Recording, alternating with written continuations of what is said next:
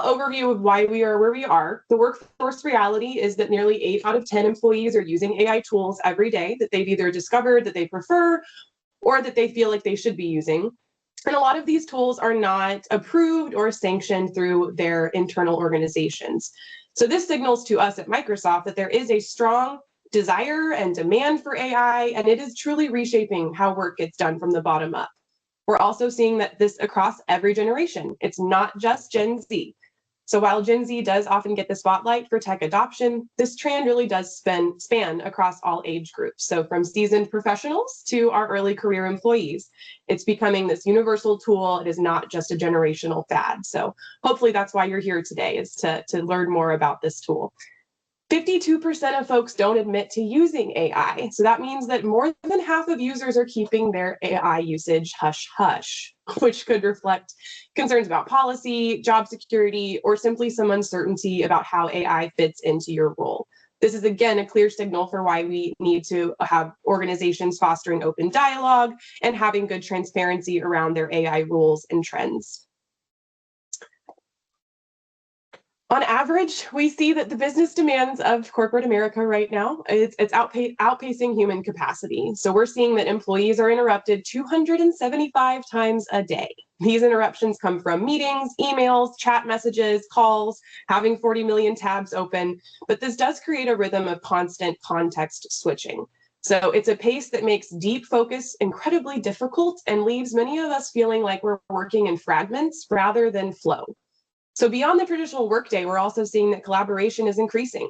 Each day, 58 chat messages on average are sent outside that typical 9 to 5 window. This is a figure that's grown 15% year over year. This trend reflects how work is increasingly bleeding into personal time, raising questions about boundaries as well as burnout. Furthermore, even the nature of meetings has shifted. 60% of meetings are now ad hoc, meaning that they're spontaneous and unscheduled. So while this flexibility can be really useful in your day-to-day and help you get things done, it introduces unpredictability, making it harder to plan and protect your time for focused work. And perhaps the most telling of all, meeting volume surged during the pandemic. We saw meeting times triple whenever we were during 2020 and 2021. But the kicker is that time frame that we were in meetings during that pandemic never came down. So what was once a temporary spike has become a permanent fixture of our work culture. We've truly normalized a higher level of synchronous collaboration, and that means that we need to be more intentional than ever about how we manage our time, our attention, and our energy. So these numbers are not just statistics. These are signals to us at Microsoft, signals that it's time to rethink how we collaborate, how we protect our focus and our deep creation time, and how we support our sustainable work habits for ourselves as well as our teams, and on an even greater scale at an organizational level. So what are those organizations that are really nailing this? What are they called? We call them frontier agencies. So for orgs who are putting AI into the center of their operations, we call them frontier firms. And these firms look markedly different from those that we work with and know today, especially in the federal government, because we know y'all are just taking your initial steps. So these frontier firms are structured around on-demand intelligence and powered by human AI teams. These companies scale rapidly, operate with agility, and generate value much faster. As we know, our government agencies are taking that first initial step into becoming frontier firms, some through fully licensed M365 Copilot, and others through a baby step called Copilot Chat. So let's talk a little bit about how Copilot works. This is specifically for the licensed version. It all starts with the graph. This is the biggest difference between M365 Copilot and Copilot Chat. Microsoft Graph is essentially the connective tissue that binds all of your M365 services and data together. M365 Copilot uses Graph to synthesize and search content from multiple sources within your tenant, and the API brings more context from users into the prompt, which is like bringing in your Outlook, bringing in your chats from Teams, bringing in documents and meetings. This information includes data from services across your entire M365 ecosystem. So that is the main difference between M365 Copilot and Copilot Chat. But how does it really work? I'm going to try to make this as simple as I can in a pretty kind of, compact moment here, but it's important to understand that large language models, those LLMs that everyone's been talking about, while they're powerful and they're important, they're only one part of our broader system when it comes to Copilot. So think of an LLM kind of like the engine of a car. It drives the car and makes it move and everything, but without the steering wheels, the brake, not the wheels, just hopefully there's just one, the steering, the brakes, and your dashboard, the car cannot function the way that it's intended to. So similarly, a Copilot system requires multiple integrated parts to deliver real value. That first component is the user experience. So this is the entry point for all of you end users into Copilot, where you interact with the system through prompts like what we saw Mika using today.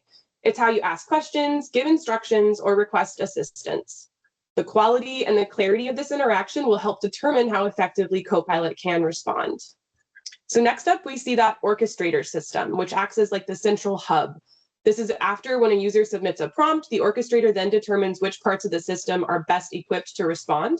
It's going to coordinate between the LLM, your data sources, and tools to deliver a complete and relevant answer. So without the orchestrator, the system would lack direction and lack cohesion. And then, of course, at the heart of the system is that LLM itself. So these models are trained on vast amounts of data and contain billions of parameters. They specialize in understanding and generating human-like text. So you don't have to like speak in SQL or speak in Python, or I probably just butchered that because I'm not a developer, but they specialize in normal human conversation, making them capable of producing contextually relevant and accurate responses. So unlike traditional AI that classifies or predicts, LLMs are generative, so they can create entirely new content based on the input that they receive. There are, of course, some limitations. Their training data is finite, which means that they may not have access to some of the specific business knowledge or latest updates at all times, especially out there in GCC. And to overcome this, organizations can integrate your own data by getting that fully licensed M365 Copilot situation, and that's going to enhance your relevance and accuracy to the responses. So specifically, M365 Copilot is your AI-powered assistant that is seamlessly integrated into your M365 applications. It's designed to boost productivity by helping users with tasks like drafting documents, like we saw Mika do today, generating ideas, and streamlining workflows. You can think of M365 Copilot kind of like a digital intern or a digital colleague. I've also heard some of my colleagues say a digital middle schooler that is trying to help you get your work done, because you kind of have to break things down in that kind of thinking. This tool leverages advanced AI to understand context and provide relevant suggestions, which is going to help you enhance your overall experience within things like Word and Excel and Outlook and PowerPoint and Teams. But what is Copilot Chat?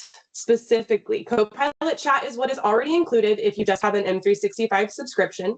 There's no additional licensing or paid Copilot features to access it, and it is already sometimes pinned in your M365 environment, dependent on your internal configuration. The key distinction is that Copilot Chat is not grounded in your M365 data. So this means it's not going to pull from internal documents or pull from emails or pull from files unless you give those files to Copilot Chat. It can't automatically do that. But it is protected by enterprise data protection. Whether web grounding is turned on or off, this is what's going to ensure that any interaction with Copilot Chat remains secure and compliant with your organization's data policies. So for those of you who are concerned about any of your queries going in that are going to train LLMs, that is not going to happen with our GCC customers, even if you're not using a fully licensed version of Copilot. The real value of Copilot Chat lies in how it supports your workflows. So it can summarize content still, it can draft communications, it can help you brainstorm ideas and compare different things, all within your secure policy-respecting framework. It's going to adhere to existing admin controls and enforcement policies, making it trustworthy for enterprise use. And because it is fully auditable and compliant, Copilot Chat enables organizations to adopt AI at scale with confidence without necessarily pulling all of the stops out and getting that licensing. So it's not just a productivity booster, it is a secure and governed entry point into enterprise-grade AI. But what does all that mean? What's in it for you? Let's talk about what y'all want to know. This slide is a great use case slide that helps understand the everyday use cases for Copilot Chat and the real benefits you're going to get from using it. So if you ever struggle to make your message more impactful, Copilot can take your draft and elevate it. I use this all the time. I'm rather casual. So if I want to change my wording for a directive or a director audience or an executive audience, I'm able to do that.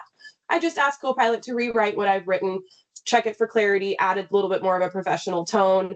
Or if you're feeling fun that day, you can put it into the voice of Jabba the Hutt or Harry Potter. You can see what those results will yield and have a little fun with it. If you're using Copilot Chat and you're one of those people who likes to take a lot of pictures of slides during conferences or during meetings, and you've just got a phone full of pictures of those slides, you can actually convert those images into a PDF and upload that to Copilot Chat and ask it to transcribe that transcribe that image into text. And it'll save you a lot of time note-taking or copying those pictures into your OneNote or something, for example. If you want to create a visual for your presentation, Copilot Chat can generate images. This is going to be a little bit of a light version. I wouldn't inundate your Copilot Chat with a bunch of image generation requests, but you don't have to have any design skills, and it typically, based on your prompt, will churn out an interesting image. You can summarize and analyze emails. You just have to paste those emails into Copilot Chat. There is an 8,000 character limit, so be mindful of that, and you can still use it to summarize the emails. You would just have to provide it the context. It can also extract key points or even help you still draft a response like we saw Mika do. You can summarize documents by uploading a document as a file, or you can copy and paste the document if it adheres to that under 8,000 limit, and it can help you find what matters most.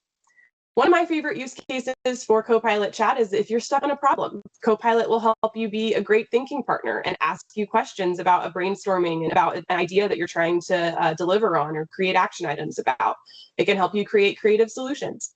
I use the brainstorm function of Copilot Chat a lot with my team. I try to make things more virtually fun and try to create a really cool environment with my colleagues whenever we're all remote and virtual. And so I've used Copilot to come up with some fun ways to start calls or end calls or just make them more interactive. Another great use case for Copilot Chat is learning a new skill. So whether it's a new tool or a concept or a process or something, Copilot can help you ramp up quickly with tailored explanations that are going to help you understand something new. I recently used Copilot Chat to generate a daily study guide that helped me understand what AI agents were. And I actually had Copilot Chat generate a 30-question multiple choice test for me on Fridays that I had to take because I'm a test taker. And I would use that to help me make sure that I'm knowledge checking myself and also making sure that I'm learning the new skill itself. You can also use Copilot Chat to create code, which I've never done before in my life, but I've had Copilot Chat do it for sure. And it sometimes can generate an entirely full script for you, or even just a starting point. Formatting. If you need to turn a list into a table or format something as an email, Copilot can handle that instantly. So keep these use cases in mind if you are one of those individuals who are using Copilot Chat. I hope that inspired you. We've also got some end user benefits to talk about. We really want to focus on how, at the beginning of our conversation, we talked about how our workday is just inundated with distractions, context switching, things of that nature. And what Copilot aims to do, and what we at Microsoft hope to help you do, is get back that deep creation and deep focus time so that your entire day isn't just doing the monotonous tasks or the tedious tasks that we all have to do throughout our day. We find that the quality of your work experience and your actual satisfaction at work can be positively improved whenever you have time throughout your day to actually get work done. So on that note, boosting productivity and enabling focus are other two byproducts that we hope to see whenever you are using Copilot Chat. Really want to drive home these use cases. Use Copilot Chat to summarize. Don't feel like you have to continue to do that. Another great use case that's not on this list and that Mika did showcase a bit is if your organization does have transcription enabled, you can copy and paste that transcription into Copilot Chat and use the prompt that Mika used earlier today with that copy and pasted version. It'll help you provide quick answers and explanations. You can treat Copilot Chat kind of as though you might treat a search engine with a name I won't use, but you can ask for that immediate feedback if that's what you're looking for, or if that's how you want to get your feet wet using this new tool. Same thing for research. Chat can help to perform research for industries and markets, competitors, and products. Lastly, this is a great little visual. If you are someone who wants to go try using Copilot Chat and see what you can work with, you can start with these top 10 things to try first. Ask a question, learn something new, translate a message, or like I said, lighten up your work, add something funny. I inputted a bunch of fun characteristics about my team and asked Copilot Chat to put us into the different houses in Harry Potter. I don't know if y'all can tell, but I'm a big Harry Potter fan. And that was a really fun day because we all argued about if we were in the right houses. But something fun to just kind of try something different is a great way to test Copilot out. Lastly, we'll talk a little bit about EDP, so Enterprise Data Protection. So it aligns to Copilot Chat as well as M365 Copilot. So we know that Copilot involves using prompts and responses. With EDP, those prompts and responses are protected by the same contractual terms and commitments that are widely trusted by y'all for your emails and Exchange and your files in SharePoint. So all of your web search queries and everything, all of your Copilot interactions are going to be protected by EDP. And what'll help you maybe get some peace of mind for that, for those of you who are a little nervous about using Copilot, is this little green shield with the check mark. When you see that in your Copilot chat, whether you're using the web browser or if you're using the app on your desktop, you will see that shield and hopefully get some peace of mind that you are protected and that all of your information is staying within its service boundary. And that you will be able to protect your information.